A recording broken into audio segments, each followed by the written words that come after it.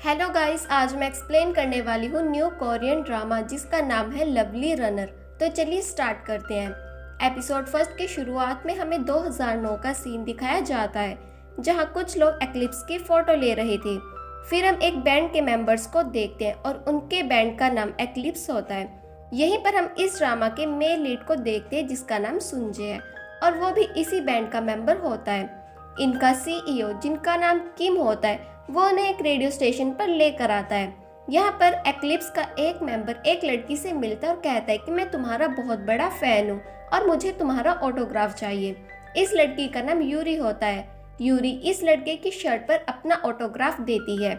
फिर scene shift होता है और हम इस ड्रामा की फीमेल लीड को देखते हैं जिसका नाम इनसोल है, जो कि हॉस्पिटल में होती है क्योंकि उसका एक्सीडेंट हो गया था। इसका एक्सीडेंट इतना खतरनाक था कि अब अपनी टांगों से चल भी नहीं पाती है। यहाँ पर इसकी मॉम भी होती है जिसका नाम बोक्सून है। वो इनसोल के नेल्स कट कर रही थी और वो इनसोल से कहती है डॉक्टर ने कहा है कि तुम्हें व्हील चेयर पर बाहर घूमना चाहिए, वैसे भी यहाँ पड़े पड़े कुछ नहीं होगा, बाहर मौसम कितना अच्छा है, चलो बाहर चलते हैं। लेकिन इसी बीच बोक्सून गलती से इनसोल का नेल ज्यादा कट कर देती है जिसकी वजह से खून निकलने लगता है। वो इनसोल से कहती है कि मैं दवाई लेकर आती हूँ और वो भागकर बाहर जाने लगती है, लेकिन उससे गिलास नीचे गिर जाता है। बॉक्सून के जाने के बाद इनसोल उस गिलास के टुकड़े को उठाते है और उसे खुद को मारना चाहती है। अगले सीन हम एक्लिप्स मेंबर्स को रेडियो रूम में देखते हैं जो कि कॉल के जरिए अपने फैन से बात कर रहे थे और ये रेडियो पर लाइव चल रहा था।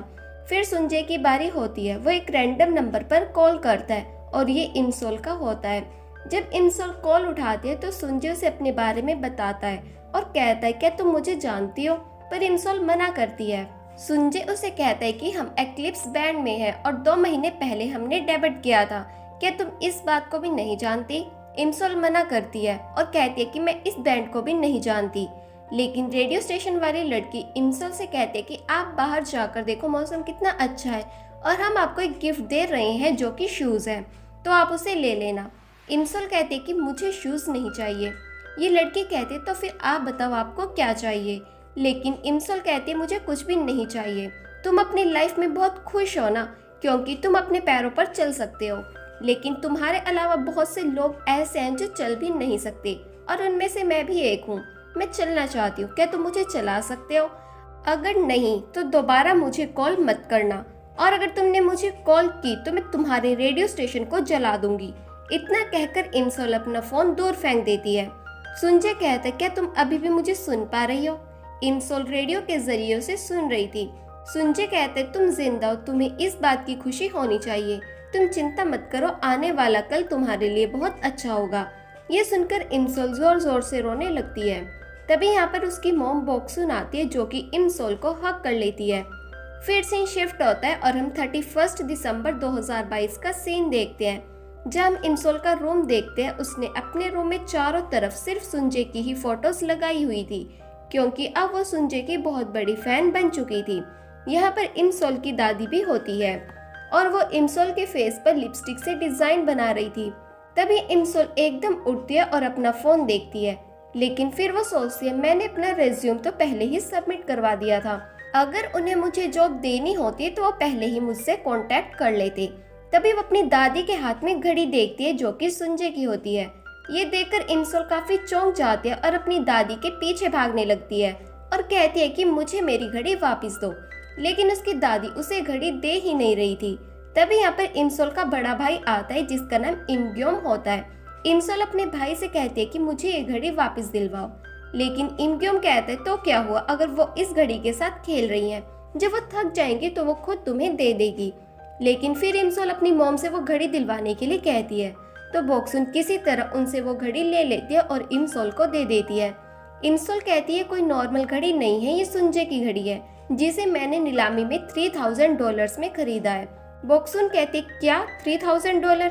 इनसोल कहती है 3000 नहीं बल्कि $300, वो तो गलती से मेरे मुंह से $3000 निकल गया। अगले सीन में हम सुंजे को देखते हैं जो कि अपने कंसर्ट के लिए रेडी हो रहा था। तभी यहाँ पर किम आता है और वो सुंजे को डांटते हुए कहता है कि तुमने डायरेक्टर को फिल्म के लिए मना क्यों किया। सुंजे कहता है मैं आपसे कहता था ना कि मैं रिटायर होना चाहता हूँ। किम कहता है कि तुम बाद में जरूर पछताओगे। फिर हम इमसोल को देखते हैं जो कि शामन से बात कर रही थी। तभी वो टाइम देखती है कि सुंजे के कंसर्ट का टाइम हो गया है, इसलिए वो अपना सारा सामान लेती है और एक हेयर बैंड भी पहनती है जिस पर लिखा था लेट्स किडनैप सुंजे एंड रन। उसके बाद वो कंसर्ट पर जाने के लिए निकल पड़ती है। फिर हम इमसोल को गाड़ी में देखते हैं, साथ में उसकी बेस्ट फ्रेंड ह्युंजू होती है। इमसोल बहुत ज्यादा खुश थी और वो सॉन्ग भी गा रही थी। ह्युंजू कहते मुझे माफ करना, मैं तुम्हारे साथ कंसर्ट में नहीं आ सकती।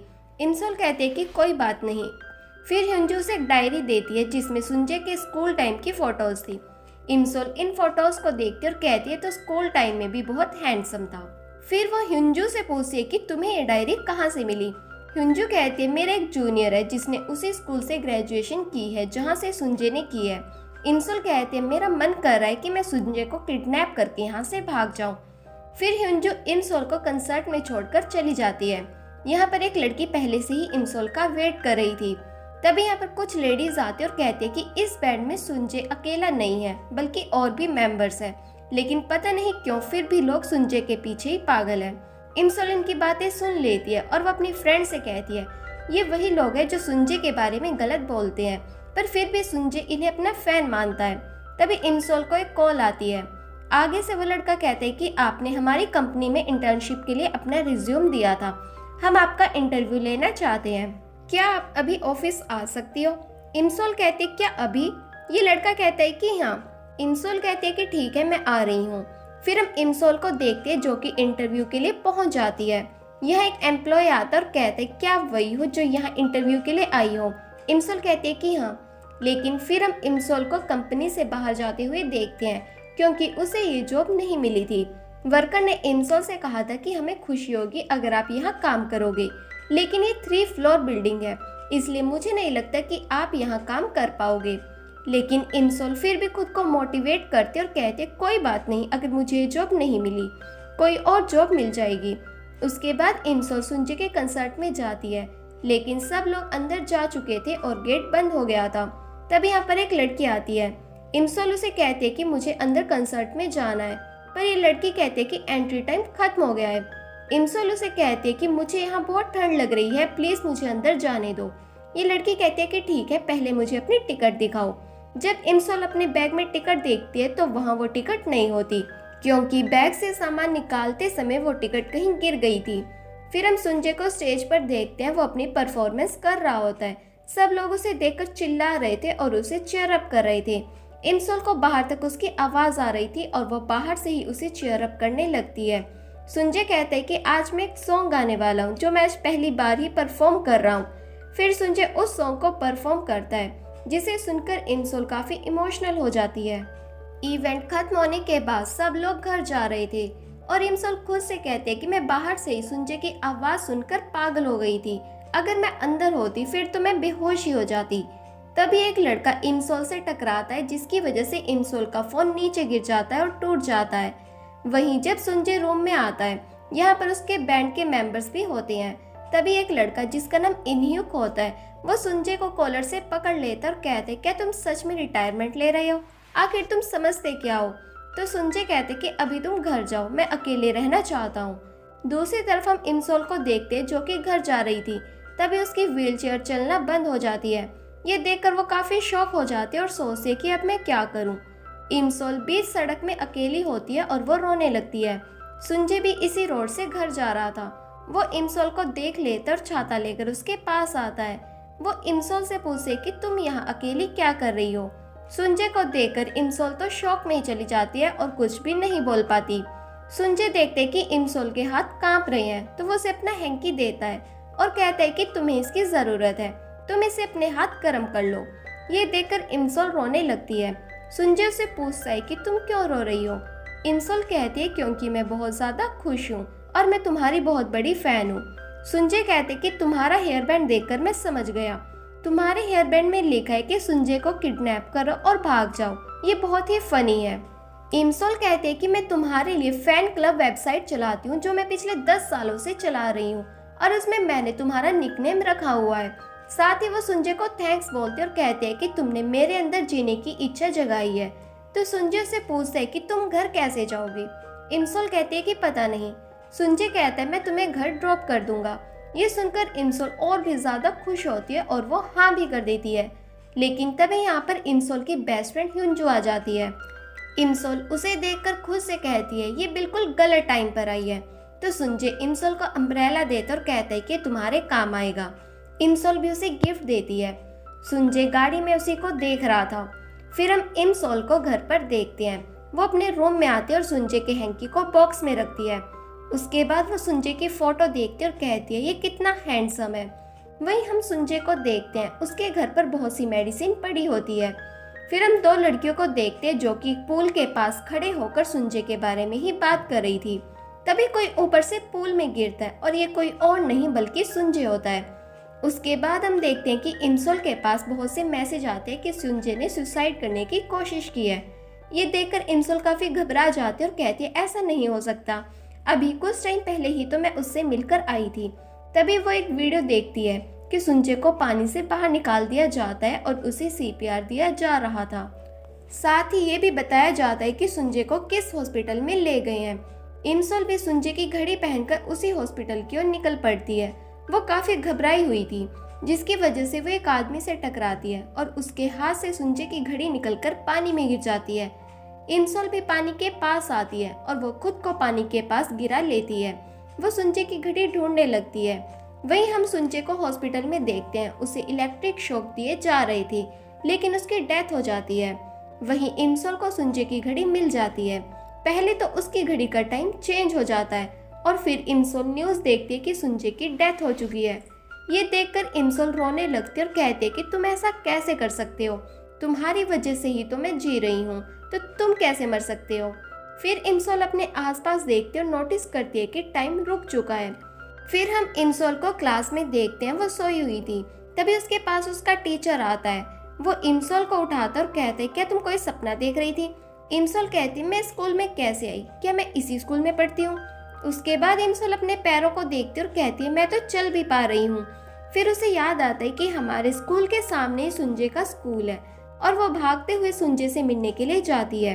वहीं हम सुंजय को देखते जो कि स्विमिंग कंपटीशन में जा रहा था और हम देखते हैं कि 2008 चल रहा है। फिर हम देखते हैं कि कंपटीशन स्टार्ट हो गया है। उसके बाद हम इमसोल को देखते हैं, वो भागते हुए यहाँ आती है और सुंजय को देखती है। सुंजय बहुत खुश होता है क्योंकि वो कंपटीशन जीत चुका था। इमसोल भी उसे देखकर खुश होती है और वो सुंजय का नाम चिल्लाती है। इमसोल भागते हुए सुंजय के पास आते हैं और उसे हग कर लेती है। वो सुंजय से कहते हैं कि मुझे माफ कर देना, मुझे पता ही नहीं चला कि तुम अपनी लाइफ में इतना स्ट्रगल कर रही हो।